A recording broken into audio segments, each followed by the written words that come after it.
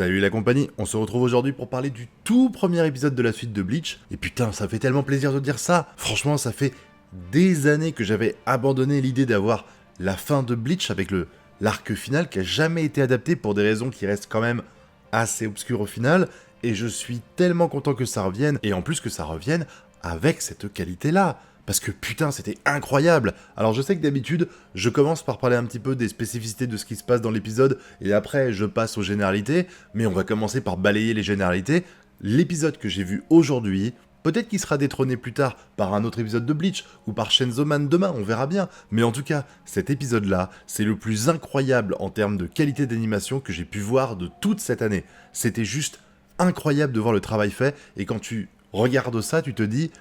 On a bien fait d'attendre 10 ans. Franchement, pour avoir un tel travail sur une œuvre comme ça, c'était juste un pur kiff. Que ce soit l'animation, les effets de lumière, la musique, où on a pris le même compositeur qu'à l'époque, et ça fait plaisir parce que on retrouve vraiment l'ambiance sonore de l'époque, et puis les seiyuu qui sont juste incroyables, même le Genryusai qui a été changé, parce que vous savez, malheureusement, le seiyuu qui jouait Genryusai est décédé, donc ils ont repris quelqu'un d'autre, et ils ont pris quelqu'un d'autre qui a un timbre de voix extrêmement proche, donc vraiment, il y avait tous les éléments qui étaient là pour avoir un très bon épisode, sincèrement, et je dis ça très rarement, mais si je devais faire une critique à l'épisode, en termes de qualité d'animation, je parle pas de scénario, j'aurais du mal.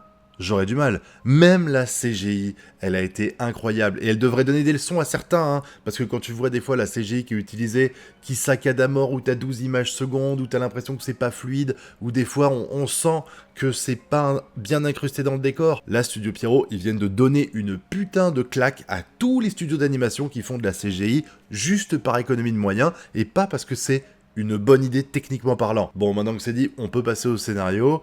Et là, alors je vous avouerai que, ayant lu à l'époque, j'ai jamais relu. Je crois que je l'ai lu qu'une fois et je l'ai jamais relu. Donc, tout ce qui s'est passé dans cet épisode, c'est assez obscur pour moi parce que j'ai quasiment tout oublié. Donc, si je pose des questions et si je m'interroge sur certains sujets, c'est pas uniquement pour vous faire réfléchir sur un truc en vous disant il y a une piste plus tard, c'est vraiment parce que j'ai oublié. Mais donc, on a le début avec les deux Shinigami qui remplacent Rukia, enfin pas Rukia, mais celui qui avait remplacé Rukia là, qui arrive.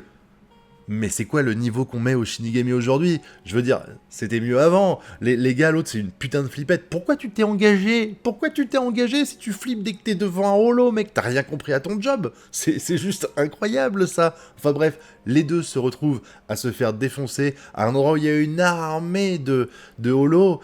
C'est un peu bizarre dans l'idée parce que on a vu juste avant qu'il y avait Mayuri qui nous expliquait que les Quincy étaient de retour, c'est ce qui sous-entend, parce que tous les holos sont en train de disparaître du Japon, et à côté de ça, t'as une armée de 50 holos qui pop autour de Karakura. Peut-être que c'est à cause de l'énergie spirituelle environnante, peut-être que c'est les Quincy qui l'ont attiré, parce qu'on sait que Uryu avait un truc pour faire venir les holos, donc c'est tout à fait possible que ce soit ça pour attirer Ichigo et savoir où il est actuellement, peut-être qu'il le savait pas, et du coup, on a une belle intronisation qui permet de voir un petit peu les différents protagonistes qu'on a connus à l'époque, et je trouve que j'avais vraiment peur que le premier épisode, ce soit juste... Voilà, bonjour, voici Ichigo, il a ce pouvoir-là, voici Rukia, un peu comme My Hero Academia qui fait ça chaque saison pour de la merde. Là, j'ai vraiment trouvé que ça a été fait de façon très propre, c'est-à-dire qu'on les voit tous, il y a écrit leur nom, leur pouvoir, si je puis dire, et c'est bâclé, c'est fait en l'espace de quelques minutes à peine, il n'y a aucun souci avec ça, je trouve que c'était vraiment une belle intro, une belle introduction pour tous ceux qui auraient pas suivi ou qui auraient oublié ce qui se passe dans le manga, bon... C'est un peu compliqué d'oublier Chad, Uryu, Ichigo et Orihime, mais bref, c'était admirablement bien fait, et on a surtout l'arrivée des Sternritter, l'arrivée des Quincy. Alors, c'est un peu bizarre pour moi que Ishida soit pas au courant, genre le mec il débarque et il fait « Oh, mais attends, ça c'est un holo, ça !» Et c'est vrai que c'est bizarre, il a vraiment un masque de holo sur lui. Pourquoi il a ça?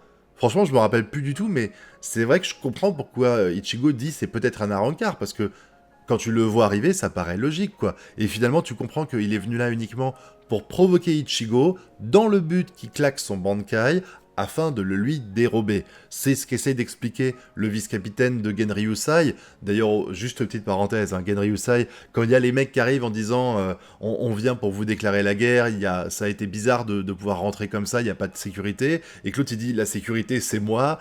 J'ai trouvé que la phrase était ultra badass, c'était très stylé, mais du coup, visiblement, les Quincy qui sont là, ils ont la capacité de voler les Bankai des autres. Il a essayé sur Ichigo, ça n'a pas marché. Est-ce que ça n'a pas marché parce que il l'a interrompu avant la fin? Parce qu'on le voit qu'il casse le truc et puis qu'il attaque à ce moment-là. Est-ce que ça n'a pas marché parce qu'il est trop puissant? Est-ce que ça n'a pas marché parce que c'est à la fois un holo et un... Enfin, un holo, vous savez, il a le pouvoir du holo en lui, un peu comme les autres Vizar. Donc est-ce que ça empêche que ça fonctionne? Je ne sais pas du tout, mais en tout cas, quoi qu'il en soit, ça n'a pas marché, ce qui permet de le sauver. Et le souci, c'est que là, on voit que l'autre, il dit que le Bankai lui a été dérobé.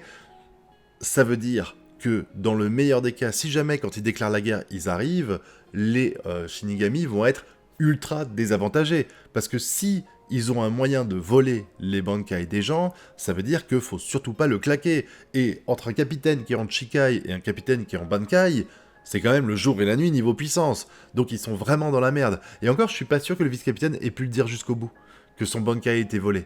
Je crois qu'il a pas été jusqu'au bout, mais bon, c'était sous-entendu. En tout cas, je trouve qu'ils sont très polis les Quincy, hein, parce que les mecs, ils débarquent dans la Soul Society, ils arrivent devant Genryusai, ils tuent son bras droit, et puis ils lui disent « Wesh poto, dans 5 jours, vous êtes tous morts parce qu'on vous déclare la guerre ». Vraiment respectueux, c'est très sympa de leur part. Je comprends pas d'ailleurs pourquoi ils l'indiquent, il n'y a pas de raison, ils devraient débarquer et puis YOLO. Après peut-être qu'ils voulaient piquer quelques Bankai, là ils ont piqué celui du vice-capitaine visiblement. Ils ont essayé de piquer celui d'Ichigo en vain.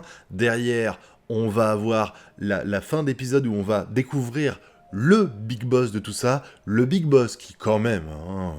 ressemble furieusement à la personne qui est à l'intérieur du Zanpakuto de Ichigo, c'est juste un truc de fou. Et puis après on a la fin de l'épisode où on a... Alors je trouve que c'est un petit peu dommage de faire de la même façon, je dirais, une réédite de ce qu'on avait vu à l'époque, même si c'est pas le même contexte, hein, avec Grimmjow qui se fait couper le bras par Touzen. Là ici, c'est le Big Boss qui fait ça à un de ses soldats parce que le mec a osé parler en sa présence, hein, voilà. Alors le mec ressemble furieusement à Zangetsu, si j'ai envie de dire, donc c'est...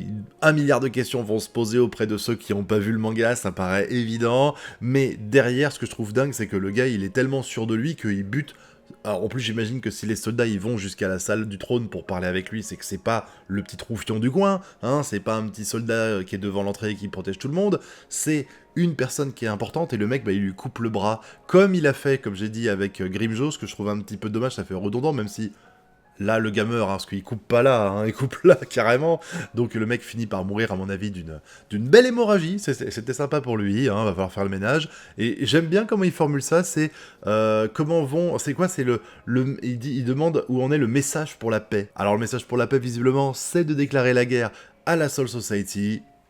C'est un petit peu chelou quand même, mais en tout cas, il y a plein de choses à retenir de cet épisode, et il y a surtout, ça reste un très bon souvenir. On voit sur Twitter, c'est incroyable, la déferlante de gens qui te disent à quel point l'épisode était masterclass. Je pense que j'ai rarement vu ça, surtout pour Bleach, hein. Je rappelle que Bleach, c'est quand même pas Dragon Ball, hein, en termes de notoriété. Je pense que du Big Three, c'est quand même le manga qui est le moins apprécié, j'ai envie de dire, des trois, même si pour moi, ça reste...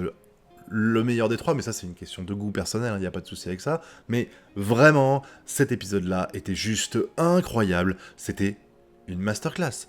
Une masterclass. Et en plus de ça, ce que j'ai beaucoup aimé, c'est que il n'y a pas eu de censure. Ça va vous paraître con, mais quand tu coupes un bras, j'aime bien voir le bras voler et du sang, hein. Je suis pas non plus fan d'hémoglobine, mais il faut quand même que ça reste cohérent. Quand tu vois les gens, ils se font couper le bras, et il se passe rien, à part un bras qui tombe sans rien... ça me va pas. Même à un moment donné, le Shinigami qui se fait blesser, il est censé... comment je peux dire ça il est dans sa mare de sang, et on entend le bruit de ses mains qui sont dans le sang, on entend le flop, flop, flop du sang. C'était vraiment très bien fait. Bon, petite critique auprès d'Orihime. Hein, Orihime, tu fais les premiers soins aux deux Shinigami, et derrière, tu finis pas de les soigner, parce que les mecs, ils restent 48 heures, enfin, le premier reste plus de 24 heures à dormir. T'as peut-être mal fait ton boulot, ma grande, hein. Par contre, je vous avouerai que j'ai aucun souvenir de cette histoire d'enquête au Rukon sur les habitants qui ont été enlevés par leur propre peuple. Ça, je vois plus du tout ce que c'est. Est-ce que ça a un rapport avec l'attaque des Quincy? J'imagine que oui, mais je vois vraiment pas lequel. Est-ce que vous avez des idées en commentaire? Et je parle vraiment de gens qui n'ont pas vu le manga, sinon c'est trop facile. Et encore, moi je l'ai vu et j'en m'en souviens même pas. Mais j'avoue, ça m'a quand même beaucoup intrigué. En dehors de ça, je suis quand même assez content de voir Genryusai, la façon dont il a agi et où il a récupéré son subordonné alors qu'il était planté comme ça contre le mur. Ça prouve, jusqu'à présent, je le trouvais hyper froid. Tout le temps, tout le temps, tout le temps. Et là, il a une certaine empathie vis-à-vis de son bras droit, qui va chercher pour pas qu'il s'écroule sur le sol. J'ai trouvé ça beau. Honnêtement, j'ai trouvé ça beau. Et puis il se vénère d'un coup, il fait les flammes. La façon dont les mecs s'échappent avec la sorte d'aura noire qui arrive sur eux, c'est super classe. Soyons clairs, c'était super classe. Mais de toute façon, tout dans cet épisode était super classe. Les effets lumineux, tout. Je vais pas revenir dessus parce que sinon je vais encore encenser l'œuvre. Mais j'ai trouvé cet épisode vraiment incroyable. Et j'ai hâte d'avoir la suite. Et surtout de comprendre pourquoi Ishida n'a pas vu que les personnes qui étaient avec lui, c'était des Quincy. Peut-être que lui était un peu isolé, et c'est vrai que quand on a vu les premiers épisodes, ce qui est le cas il y a pas longtemps, on les a revus, on nous expliquait que Ichida c'était le dernier Quincy.